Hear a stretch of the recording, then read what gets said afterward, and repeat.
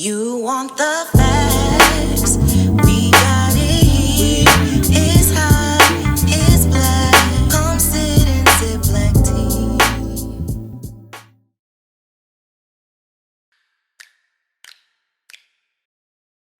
Good evening. Welcome to episode 1, post-Trump, pre-Biden. America, where do we go from here? In this episode, we'll be talking to local politicians, community activists, even the mayor. And they'll all give their opinion on where this Biden-Harris administration will be going. So, sit back and let's spill some tea. It's everybody versus racism.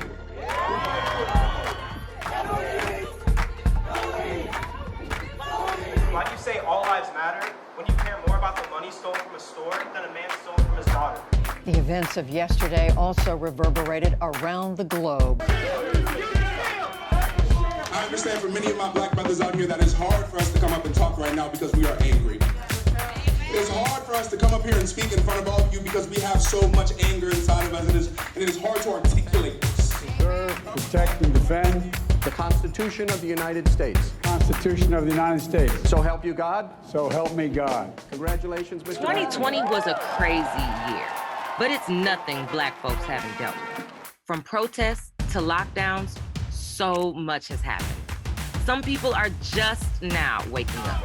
And after the insurrection of 2021, it's time we sit down as a community and see where we fit in within all of this. With one president gone and a new one in, oh boy, this tea should be scolding. Let's see what the community thinks, and we'll start with community members and leaders. Thank you for joining us. Tonight we have community member Chris Crosier. Thank you for joining us, Chris. You're welcome. First, I want to ask you a little bit about yourself and what made you come to State College. Yeah. My name's Chris. I'm 27, originally from Mississippi. I moved here roughly 10 years ago for school, and then kind of stayed once I got involved in the community and found a job, and decided to be a part of this, more community engagement, especially when it comes to race relations in such a small town. So what do you do when it comes to race relations? I'm trying to be more active with the community now. It was really new to see State College rally around everything over the summer, and it not just be about football and Penn State, because the sense of community behind those things, especially when it comes to Penn State, is so heavy, and it was a nice change to see it finally center around more important things in the community. So that really inspired me to try to be more involved, see things that I can do to help, and this was one of those opportunities. Okay, so I want to ask you, what was your reaction to the insurrection at the White House? That day completely took me off guard, because you might remember that was the day that the Georgia elections were going on. Exactly, yeah. And I was up until 2 o'clock in the morning, do they have more votes? Is Cobb County in? And that morning when they got those results in, it was supposed to be this big day that, black people had this big moment. We flipped the red state. There was a lot of community organizing, things like that, and it was completely undermined by this completely different direction. So I was waking up that day really hopeful that this would be the talking point, and this would be our day in the sun, and lo and behold, around noon, complete U-turn. Right. A different direction. Right. So, can I ask you, what was your reaction to the 2020 elections and the 2021 insurrection at the Capitol? 2020 election. I was disappointed that somehow 74,200,000 Americans identified a person who has represented an ineptitude for anything toward a conscience or a concept of a reality, or what they saw as conducive to the continual leadership of the country. I also thought it was still a backlash against Obama. And there was an increase even in African American voters by percentage this time around of the total population, that led me to say choosing a political leader who is the epitome of negatives and policies that are generally not as positive for you, speech and rhetoric, is a statement of almost a plantation mentality that was very disappointing. I also thought that Donald Trump, for some reason, represented a white savior somehow. Somehow this product of privilege who's never presented any type of continual success, but has rebirths continually like a phoenix, or maybe like Jesus, he just keeps on somehow emerging after some burial. They identify that as something indicative of success. And I think that the 2021 insurrection, I call that a date that which will live in infamy, just like December 7th, 1941. It is probably more atrocious, but this was the seat of government in the country and the vestige of the first article before Article 2, which deals with POTUS, or the Office of the Executive, or Article 3, which deals with the court system. There was Article 1, which was Congress and the representation of persons. And this is the building that they chose to attack, and they felt justified in doing so. And I thought that it was a reflection of everything that everyone has said for years, and people have chosen to disagree with. And I think that if people continue to dismiss this as happenstance or a WTF moment, then the probability that this occurs again for a second time is not only likely, it's probable. Okay, if Black people aren't a monolith, then white people aren't either. There are a lot of members in this community, so we sat down with more residents of Centre County to see what they had to say. Like Peter Buck, who ran for House of Representatives in the 171st District. So speaking of community engagement, what was your ultimate push to make you want to do more for Centre County? I've been so engaged with, I guess what you would call kind of political controversies for a long time. 5 or 6 years ago, there was a local land use dispute.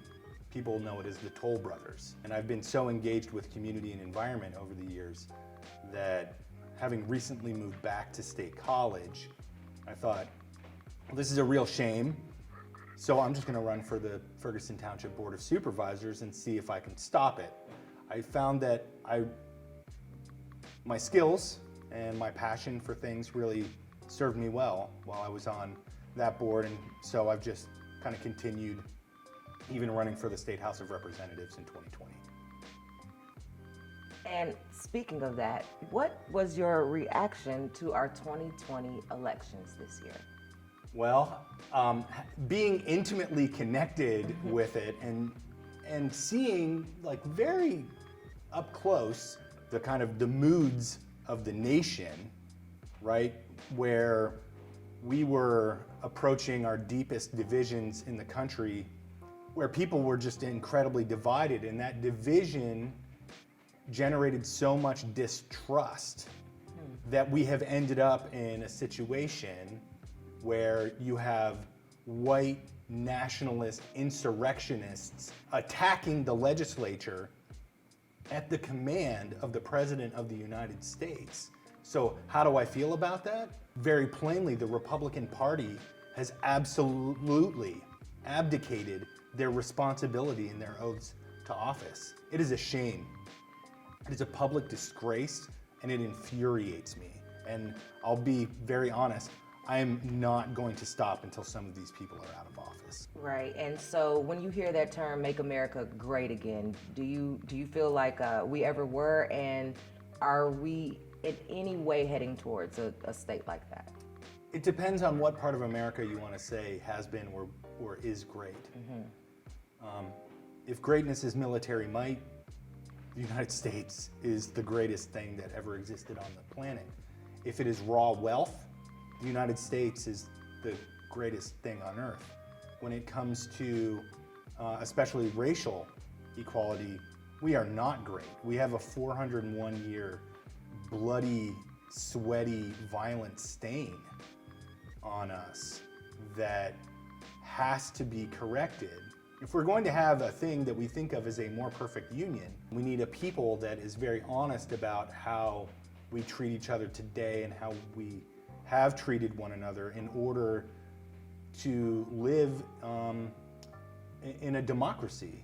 And that means that we have a lot to do for people's voices, for their economic mobility, for their economic security, for their health. I mean, the United States is in trouble, and it has been for quite a while. Are we going to get better? If we decide to. Yeah, I always say silence is compliance. So whenever a victory is had, people tend to go silent, and then things kind of deteriorate over time, or they just stay at the status quo, and that's not enough. In order to make progress, we still have to make steps forward, even if they're small ones. Still make steps forward. So to answer the question, are we better off than when Trump was in office? The answer is yes, but is the work done? No. How will the Biden-Harris administration deal with racial tension in America? It has to happen locally. It's just like with police reform. It has to do with like any sort of justice reform. It has to start at the local level and then gets moved up to the state level. And I've seen it firsthand. I'm a local elected official out in Milheim, and I've always been kind of on the fringes of some things there, but now I'm trying to get more actively involved and making progress, try to make a better tomorrow for our kids. Okay, and so speaking of locally, how do you feel about the 2021 insurrection on the Capitol building and the local community members who participated in that? Well, for me, I always feel that local elected officials need to be held to a higher standard than the everyday citizens, because first of all, we're public servants. So, and that goes with anyone who is appointed or working for a public entity. They need to be held to a higher standard. So that means accountability. So you have, at the state level, and the federal level, you have some people that have not really denounced what happened, or they've kind of skirted the issue, when in actuality you need to hold accountable for lying or spreading misinformation to people. This insurrection that happened was based on misinformation, and it's based on the oppression of rights. So you have fighting for rights versus the oppression of rights. We're lucky enough to have the mayor of State College sit down with us. As a member of this community, we're excited to hear his thoughts. Thank you. And tonight we have joining us the mayor of the State College Borough, Ronald Filippelli. Thank you so much for joining us. Happy to be here. The first question I would like to ask you is what your reaction was to the insurrection at the Capitol building. Well, I thought it was awful, horrible. I mean, how can you have any other reaction to that in a democratic society that it's, completely unthinkable? So do you believe that if those were Black Lives Matter protesters, they would have been treated the same way? No, I think there would have been a much harsher reaction. And do you find a problem with that? Do I have a problem with that? Yeah. Yes, of course I have a problem with that. How do you think that this Biden-Harris administration will be able to deal with all of the racial tension in America? I mean, it's a huge and difficult problem to deal with, and without cooperation from Republican legislatures, not just at the national level, but the state. One of the biggest disappointments of the last election to me was that the Republicans actually won the election. They didn't win the presidency and the vice presidency, but they won state houses all over the country. They won state legislatures all over the country, which is the issue that you raise about racial harmony and racial equality, and that's where the action is. But in fact, the way the Constitution is written, the police powers are given to the states. Washington can pass all the laws at once, but it can't change that reality. Do you think that the State College Borough would ever elect an African-American mayor? Oh, yes. I don't think there's any question about that. So do you think that there is racism in State College? Sure, there's racism everywhere. It's very difficult to grow up in America without being at some point in your life or have, aspects of racism which affect your life and which you almost, in many cases, almost unknowingly follow just because of systematic racism. But I would say also, I would call it structural. It's built into institutions. That's what I mean by structural. Okay, and so we do things according to kind of institutional ways that we've always done things, which on the surface look normal, equal, but they aren't. Thank you so much for coming and speaking with us, Mayor. We really appreciate it. Well, thank you for inviting me, and thank you for giving me the opportunity to vent and to, I'll be perfectly honest with you, it's the most stimulating conversation I've had in a long time. Well, I appreciate it, and hopefully we can sit down and have more of these conversations. I hope so. I'd look forward to that. Join us next for our next segment, What's the Tea?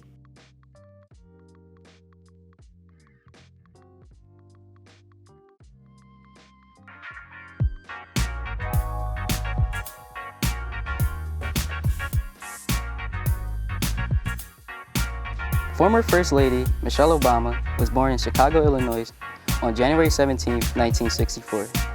Obama excelled in academics throughout her entire life and was able to skip the second grade altogether. She has a sociology degree with a minor in African American Studies from Princeton University. She worked at a law firm after graduating, which is where she met former President Barack Obama. Love at first sight. She decided to help her community by becoming an assistant commissioner of planning and development at Chicago's City Hall. Obama continued her community outreach efforts through her time as First Lady of the United States. Thanks, Obama.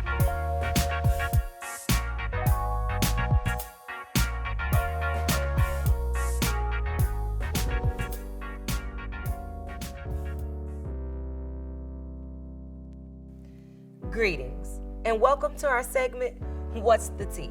Where you, the community, ask me the tough and sometimes uncomfortable questions. So, let me pour some tea before I get into these, because I know they might be a little crazy. Dear T, who will we call if we defund the police? So I guess you mean if we abolish the police, who we call? Because when we talk about defunding the police, we're just talking about reallocating funds to other services and other avenues so that way the police officers do not have to answer all of the calls that they are answering. For example, the 302 mental health warrant. So if we defund the police and use that money towards mental health experts actually answering these calls, we can avoid situations like Osage. All right, let's see. Dear T, why Black Lives Matter and not all lives matter? Is that fair? Well, whoever you are, I would pose the question that in the Constitution, when they wrote that all men were created equal, was that actually fair then? Because we were still enslaved at that point. When you say the word all and you ignore the word black, we do understand and everyone agrees that all lives do matter. But systematically and historically, Black lives have been proven not to matter. We're the ones that's being gunned down in the street. So right now, in case you guys don't know who we're talking about, we're saying Black lives matter. And all lives can't matter until Black lives matter. Dear T, can I be an ally and still be racist? The short answer is no. You can't align with someone if you believe that you are superior to them in some form or some fashion. Now, you can be an ally and still have bias and prejudice and be working out your white privilege and understanding what that actually means. But if you are racist, I wouldn't consider you an ally. But there are steps that you can take to become not only non-racist, but anti-racist and be a true ally. So, that's all we have for today. Join us next time in What's the Tea?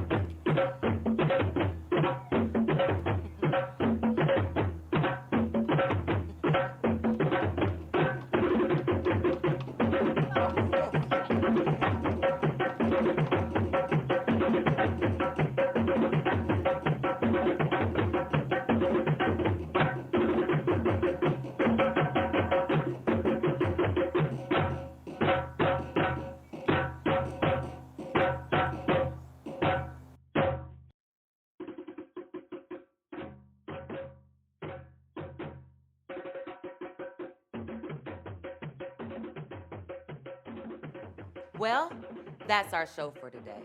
And let me just be clear.